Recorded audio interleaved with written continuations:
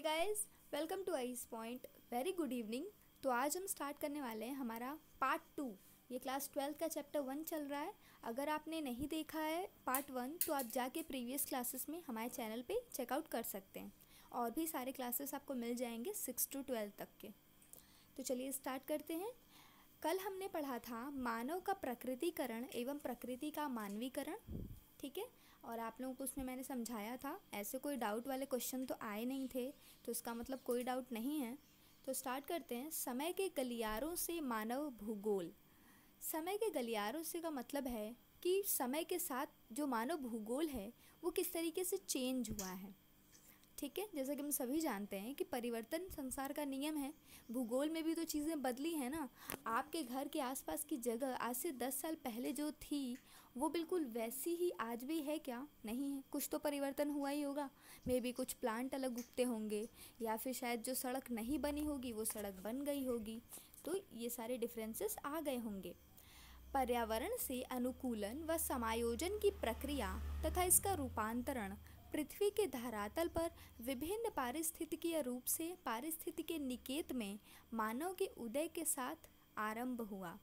इस प्रकार यदि हम पर्यावरण और मानव की अन्योन्य प्रक्रिया से मानव भूगोल के प्रारंभ की कल्पना करें तो इसकी जड़ें इतिहास में अत्यंत गहरी हैं। इसका तात्पर्य ये है कि अगर हम पर्यावरण में जो भी मानव की क्रियाएं थी, जैसे कि पर्यावरण से हमने जो जो चीज़ें सीखी, जैसे पहले हमें नहीं आती थी ना खेती, जैसे चावल की खेती हमने पढ़ा था कि वो थोड़ी बाद में शुरू हुई, तो वो चीज़ें हमने सीखी थी। यदि मानव भूगोल के प्रारंभ की कल्पना करें तो इसके इतिहास में अत्यंत गहरी हैं। इसका अर्थ है कि ये जो विकास हुआ है ये मतलब तुरंत होने वाला विकास नहीं है, जो 100 सालों में हो गया हो या 50 सालों में हो गया हो। इसे लगभग कई 100 वर्ष लग गए थे। एक दीर्घकालिक शांति पाया जाता है, यद्यपि समय के साथ इसे सुस्पष्ट करने वाले उपागमों में परिवर्तन आया है। उपागमों में यह गत्यात्मकता विश्व की परिवर्तनीय प्रकृति को दर्शाती है। इसका अर्थ है कि कई सारे चीज़ों में परिवर्तन आया है, स्थितियों में। जैसे कि पहले बहुत गर्मी नहीं पड़ती थी, आप सभी जानते हैं ना, ग्लोबल वार्मिंग के कारण ही जो गर्मी है वो ज़्यादा पड़ रही है। पहले नहीं होता था, अक्टूबर तक ठंडी आ जाती थी और दिवाली में बहुत ठंड रहती थी। अब क्या होता है, दिवाली तक भी ठंडी नहीं आती है। तो यही सारे परिवर्तन है कहीं ना कहीं भूगोल में और प्रकृति में। नौचालन संबंधी कुशलताएं विकसित नहीं हुई थी और समुद्र यात्राएं खतरों से खाली न थी। जैसे कि हम सभी जानते हैं कि बहुत पहले बड़े बड़े जो शिप्स बन गए हैं जिनके अंदर काफ़ी ज़्यादा इन्हांस क्वालिटी और टेक्नोलॉजी है, तो वो सारी चीज़ें पहले नहीं थी। पहले क्या होता था कि जहाँ जल की धारा और हवा की धारा चल रही है उसी और बहते थे, ठीक है। अब तो हम अपनी धारा चेंज भी कर सकते हैं ना, हम कहीं भी जाना चाहें तो जा सकते हैं, लेकिन पहले ऐसा नहीं था। तो जिसके कारण हानि भी होती थी, बहुत सी चीज़ों पे कंट्रोल नहीं कर पाते थे। अगर जल की धारा थोड़ी सी बढ़ गई, लहरें थोड़ी तेज़ हो गई तो डूब जाते थे।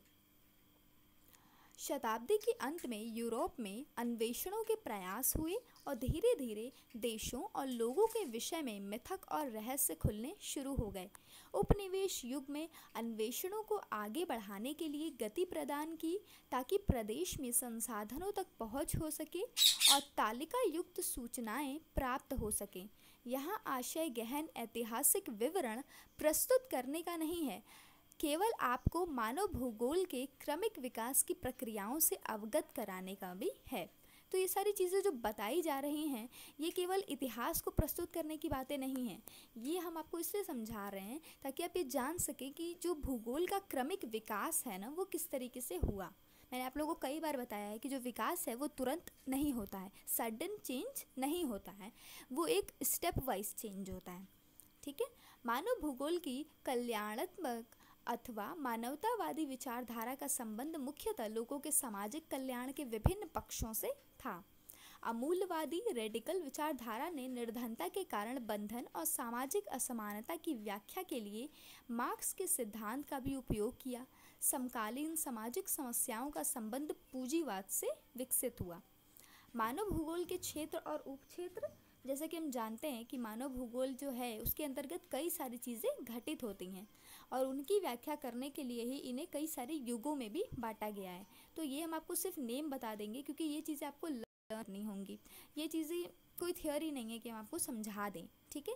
तो आप इसे लर्न कर लीजिएगा, आपके पास बुक होगी या PDF होगा तो भी।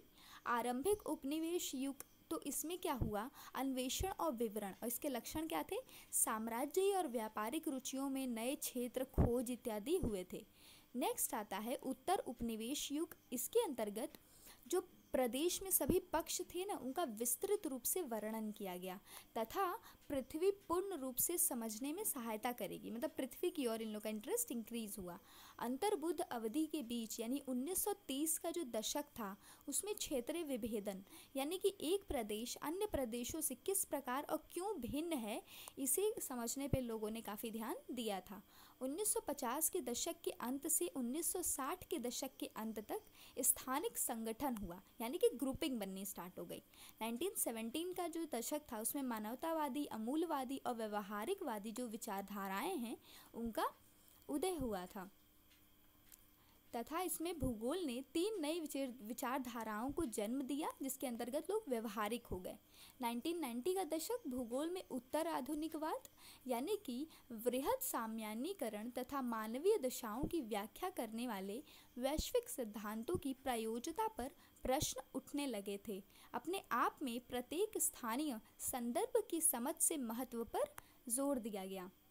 मानव भूगोल जो है वो सामाजिक विज्ञानों के कई सहायक विषयों में निर्मित है। आपने अनुभव किया होगा कि सूची विशाल और विस्तृत है, जैसे कि हमने ऊपर पढ़ा, ये जो टॉपिक्स हैं ये काफ़ी ब्रॉड हैं, परिलक्षित करती है। उप क्षेत्रों के साथ जो सीमाएं हैं ये प्रायः अति व्यापी होती हैं।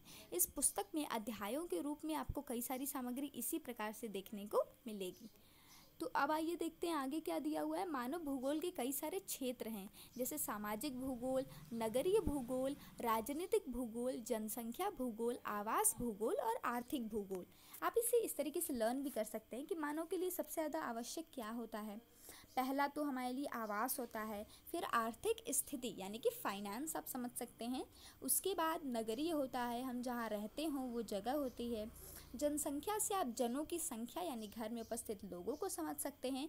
उसके बाद इन सबसे मिलकर एक समाज का निर्माण होता है, और जब समाज थोड़ा सा विकसित होता है तो उसमें मतभेद भी आते हैं, कुछ अलग अलग सबके पॉइंट्स आते हैं, जिससे कि राजनीतिक भूगोल का निर्माण होता है। तो आप इसे ट्रिक से लर्न कर लीजिएगा। देखिए आप लोग को लर्न हो गया होगा। क्या होगा, पहले आवास भूगोल, सबसे पहले हमें किसकी आवश्यकता है, आवास की, ठीक है। उसके बाद फाइनेंस यानी कि आर्थिक भूगोल। उसके बाद क्या आता है, घर में रहने वाले लोग यानी कि जनसंख्या भूगोल। जब इन लोगों की संख्या बढ़ेगी तो क्या होगा, नगरीय भूगोल हो जाएगा।